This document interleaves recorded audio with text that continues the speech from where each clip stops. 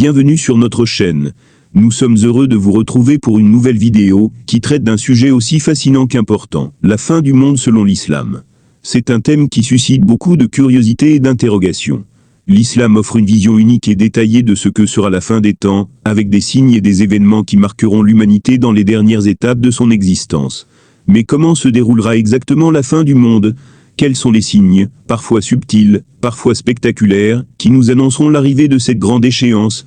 Quelles figures majeures apparaîtront dans ces derniers instants, et comment les croyants doivent-ils se préparer à ce moment ? Dans cette vidéo, nous allons explorer tous ces aspects, en plongeant dans les enseignements et les prophéties islamiques. Restez avec nous, car vous allez découvrir des éléments que vous n'aviez peut-être jamais entendus, et peut-être même changer votre façon de voir la fin des temps selon l'islam. Les signes mineurs. Les signes mineurs, bien qu'ils soient moins dramatiques que les signes majeurs, sont des indicateurs importants que la fin des temps approche. Ces signes ont commencé à se manifester dans le monde actuel, et selon les enseignements islamiques, ils continueront à se multiplier à mesure que la fin du monde se rapproche. Multiplication des péchés et des mauvaises actions, l'un des signes les plus importants est la multiplication des péchés. Dans l'islam, chaque péché est considéré comme un acte de rébellion contre Allah. Les péchés majeurs, tels que l'adultère, le vol, le meurtre et le mensonge, deviendront de plus en plus courants, et les gens ne seront plus aussi conscients de leurs mauvaises actions. L'islam avertit également que des comportements auparavant considérés comme honteux et immoraux deviendront socialement acceptés. Le pire péché de tous est l'association de partenaires à Allah, le shirk, qui sera particulièrement répandu à la fin des temps. Augmentation des injustices et des conflits, un autre signe majeur des derniers jours, est l'augmentation des injustices dans le monde. Cela se manifeste par la corruption des gouvernements, l'oppression des peuples et l'inégalité croissante entre les riches et les pauvres. Les dirigeants et les autorités deviendront de plus en plus corrompus, privilégiant leurs intérêts personnels au détriment du bien-être général. Les conflits, à la fois internes et internationaux, se multiplieront. La guerre sera omniprésente, et les sociétés connaîtront une instabilité croissante. Les sociétés humaines deviendront de plus en plus égoïstes et indifférentes aux souffrances des autres. L'islam nous enseigne que, à mesure que la fin approche, les relations humaines deviendront marquées par l'injustice, et l'humanité perdra la capacité à distinguer le bien du mal. L'apparition de fausses croyances et de faux prophètes, un autre signe frappant de la fin des temps, est l'apparition de fausses croyances et de faux prophètes. L'islam prévoit que plusieurs imposteurs se feront passer pour des prophètes, chacun prétendant détenir la vérité et manipulant les masses pour leur propre intérêt. Ce phénomène de fausse révélation spirituelle entraînera une confusion considérable dans la société, avec des gens qui suivront aveuglément ces faux guides. À la fin des temps, des idéologies qui dévient de l'islam, comme le matérialisme extrême, la recherche du pouvoir absolu, et même l'hérésie religieuse, se propageront dans le monde entier. Ces mouvements détourneront les gens de la véritable foi, et semeront la division au sein des communautés. La perte des valeurs morales et spirituelles, enfin, un des signes les plus profonds, est la perte de valeurs morales et spirituelles dans la société. Les gens deviendront de plus en plus déconnectés de leur foi, et la pratique religieuse perdra de son importance. La sincérité, la générosité et la piété diminueront, tandis que des comportements égoïstes, matérialistes et destructeurs se répandront. L'islam met en garde contre l'indifférence envers la souffrance des autres, la corruption des cœurs et le désintérêt pour la justice. Les sociétés qui perdaient leur sens du bien et du mal deviendront vulnérables à toutes sortes de dérives. L'amour pour l'argent et le pouvoir remplacera les valeurs fondamentales de l'humanité. Les signes majeurs, contrairement aux signes mineurs, les signes majeurs sont beaucoup plus spectaculaires et visibles. Ils représentent des événements dramatiques et inévitables qui secourront l'humanité de manière évidente. Ces signes annoncent la fin imminente du monde et ne peuvent être ignorés. L'apparition du Dajjal, l'Antéchrist. L'un des signes majeurs les plus effrayants est l'apparition du Dajjal, l'Antéchrist, un homme doté de pouvoirs surnaturels, qui viendra semer la confusion et la destruction parmi les gens. Selon les traditions islamiques, le Dajjal aura un œil unique, et sera un maître manipulateur, capable de tromper des millions de personnes en leur faisant croire qu'il est Dieu. Il prêchera une fausse religion, et corrompra les croyants. Il sera suivi par une grande partie de l'humanité qui succombera à sa tromperie. Cependant, il sera finalement vaincu par le prophète Jésus, Issa, qui reviendra sur terre, pour restaurer la justice, et mettre fin à la domination du Dajjal. Le retour de Jésus, Issa. Le retour de Jésus est un événement majeur dans la tradition islamique. Contrairement aux croyances chrétiennes, l'islam enseigne que Jésus n'a pas été crucifié, mais qu'il a été élevé au ciel par Allah. À la fin des temps, il reviendra pour restaurer la justice et la paix. Il luttera contre le Dajjal, tuera cet imposteur, et guidera les croyants vers la vérité. Le retour de Jésus marquera la fin des guerres et des injustices, et il vivra parmi les musulmans, en tant que dirigeant spirituel avant de mourir, et d'être enterré de manière humaine. L'ascension du soleil de l'ouest, un autre signe majeur est l'ascension du soleil de l'ouest. Selon les hadiths, un jour, le soleil se lèvera à l'opposé de sa trajectoire habituelle, c'est-à-dire de l'ouest. Ce phénomène sera un signe indiscutable que le temps de repentance est révolu. Les portes de la miséricorde d'Allah seront fermées, et les gens qui n'ont pas encore cru seront définitivement égarés. Cet événement marquera un tournant irréversible, où il sera trop tard pour se repentir.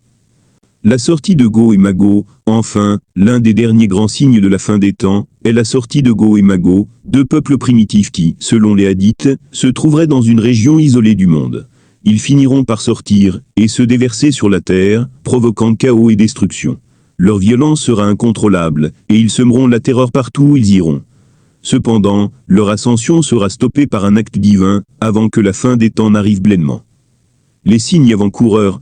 Dans la vision islamique, la fin du monde ne survient pas de manière soudaine ou chaotique, mais suit un processus progressif qui se déploie sur plusieurs étapes distinctes.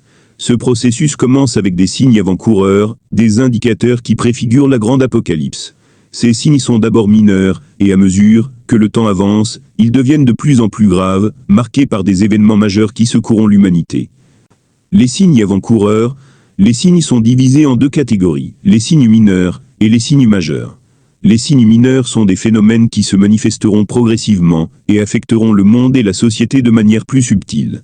En revanche, les signes majeurs sont des événements spectaculaires et inévitables qui feront preuve d'une grande clarté et qui annonceront la fin imminente du monde. Les signes mineurs sont des précurseurs subtils qui se produiront avant que les grands événements de la fin du monde ne commencent. Ces signes sont surtout sociaux et moraux. Leur présence commence à devenir plus évidente, avec l'apparition de certains comportements déviants dans la société humaine. Les signes mineurs. L'un des signes les plus importants est la multiplication des péchés et des mauvaises actions. Cela inclut la prolifération des comportements immoraux tels que le mensonge, l'adultère, le vol, la corruption et la violence. L'islam enseigne que plus les gens commettront de péchés, plus la société se détournera des principes divins. Les péchés deviennent non seulement plus fréquents, mais aussi moins perçus comme des actes répréhensibles. Ce déclin moral se manifestera par une indifférence générale envers les valeurs spirituelles. L'augmentation des injustices sociales et des conflits est également un signe majeur des derniers jours. À mesure que l'instabilité sociale et politique croîtra, de nombreuses guerres et injustices affecteront l'humanité. L'islam prédit que les gouvernements deviendront de plus en plus corrompus, et les dirigeants seront indifférents à la souffrance des masses. Il y aura une grande disparité entre les riches et les pauvres, et la justice sociale sera de plus en plus rare. Enfin, les fausses croyances et l'apparition de faux prophètes marqueront la montée de l'égarement. Selon les hadiths, à l'approche de la fin, des individus se feront passer pour des prophètes et des guides spirituels, trompant les masses avec des doctrines erronées. Cette prolifération de faux prophètes aura un impact profond sur la croyance populaire, détournant l'humanité de la voie divine. L'Antéchrist, Dajjal. L'un des signes majeurs les plus redoutés est l'apparition du Dajjal, l'Antéchrist, une figure maléfique et trompeuse, qui jouera un rôle central dans les derniers jours. Le Dajjal sera un homme au pouvoir surnaturel, capable de réaliser des miracles qui tromperont l'humanité. Il se présentera comme un être divin, et beaucoup de personnes, à la recherche de réponses, succomberont à ses mensonges. L'Antéchrist, Dajjal. Le Dajjal aura un œil unique, qui est souvent interprété comme un symbole de sa nature déformée et de son caractère trompeur. Il parcourra la terre, apportant la famine et la destruction. Il séduira les masses, notamment en promettant des richesses et des pouvoirs, mais son véritable but sera de diviser l'humanité et de les éloigner de la vérité. Cependant, son règne sera de courte durée. Selon la tradition islamique, le Dajjal sera finalement confronté et vaincu par le prophète Jésus, Issa, qui reviendra sur terre pour restaurer la vérité et la justice. Jésus, Issa, tuera le Dajjal et mettra fin à la corruption qu'il aura engendrée. Le retour de Jésus est un événement qui marquera un tournant décisif dans l'histoire de l'humanité. Le retour de Jésus, Issa. Dans l'islam, Jésus, Issa, est une figure centrale. Contrairement à la tradition chrétienne, l'islam enseigne que Jésus n'a pas été crucifié. Au lieu de cela, il a été élevé au ciel par Allah, et il reviendra à la fin des temps pour accomplir une mission divine. Le retour de Jésus sera un moment de grande importance. Jésus, Issa, reviendra à un moment où l'humanité sera plongée dans le chaos et la corruption, sous l'emprise du Dajjal. Sa mission sera de rétablir la justice et de guider les croyants vers la vérité. Il tuera le Dajjal et instaurera une période de paix et de prospérité pour les musulmans. Le retour de Jésus marquera le début d'une ère de justice divine, où la vérité et la piété régneront. Durant cette période, les croyants vivront selon les principes de l'islam, et l'islam sera la religion dominante, apportant avec lui un temps de paix avant la fin des temps. Le jugement dernier, après le retour de Jésus, et la victoire sur le Dajjal, un dernier événement marquera la fin des temps, le jugement dernier. Le jour du jugement est un moment redoutable, où toute l'humanité sera ressuscitée et jugée par Allah selon ses actions sur terre. Le jugement dernier, tous les êtres humains, depuis le premier jour de l'humanité jusqu'au dernier, se tiendront devant Allah, pour répondre de leurs actes. Chaque personne sera jugée sur la base de sa foi, de ses actions, et de son obéissance aux lois divines. Ceux qui ont suivi la voie droite, et ont vécu une vie juste seront récompensés par le paradis, un lieu de bonheur éternel. En revanche, ceux qui ont vécu dans le péché, l'injustice et l'égarement seront condamnés à l'enfer. Le jour du jugement est décrit dans les textes islamiques, comme un moment de grande peur, et de grande clarté. Les cieux et la terre seront bouleversés, et chaque âme recevra ce qu'elle mérite. Ce sera un jour où aucune excuse ne pourra être présentée, et où chaque être humain connaîtra pleinement le poids de ses actions. Il est dit que ce jour-là, les gens pleureront et regretteront amèrement leur choix, mais il sera trop tard pour se repentir. Seuls ceux qui ont œuvré avec sincérité et foi recevront la récompense ultime, l'entrée au paradis. En conclusion, selon l'islam, la fin du monde ne sera pas une simple catastrophe naturelle ou un événement chaotique. Ce sera un processus divin profondément marqué par des signes et des épreuves qui affecteront l'humanité. Chaque événement, qu'il soit mineur ou majeur, est un rappel puissant de la souveraineté d'Allah sur toute chose. Les signes avant-coureurs sont là pour guider les croyants et leur rappeler la fragilité de la vie, l'importance de la repentance et de la sincérité dans leur foi. La fin des temps, bien que marquée par des bouleversements et des tribulations, est également un moment où la justice divine sera rendue de manière inéluctable. Ce jour-là, l'humanité prendra conscience de l'importance de suivre la voie de la vérité et de vivre selon la volonté d'Allah. Il rappellera la nécessité de respecter les principes fondamentaux de l'islam, la justice, la paix, la compassion et la foi. Ce sera un moment de grande clarté, où chaque âme recevra la juste rétribution pour ses actions. Pour les croyants, ce sera une opportunité d'atteindre la félicité éternelle dans le paradis, alors que pour ceux qui ont choisi de s'égarer, ce sera un jour de regret et de tourment. En attendant ce jour, il est essentiel de continuer à vivre dans la piété et l'humilité, en étant conscient de notre responsabilité envers Allah et les autres. Puissions-nous tous être guidés sur le droit chemin, et recevoir la miséricorde d'Allah le jour du jugement. Que notre foi soit renforcée, que nos cœurs soient purifiés, et que nos actions soient en harmonie avec la volonté divine. Qu'Allah nous accorde sa protection, et nous préserve des épreuves de ce monde, et de l'au-delà. Ô Allah, protège-nous du Dajjal et de toutes les épreuves qui précéderont la fin des temps. Ô Allah, guide nos cœurs vers la vérité et la justice, et fais de nous des témoins de ta miséricorde. Accorde-nous une fin heureuse, et une place parmi ceux qui entreront dans ton paradis éternel. Que la paix et les bénédictions d'Allah soient sur vous tous.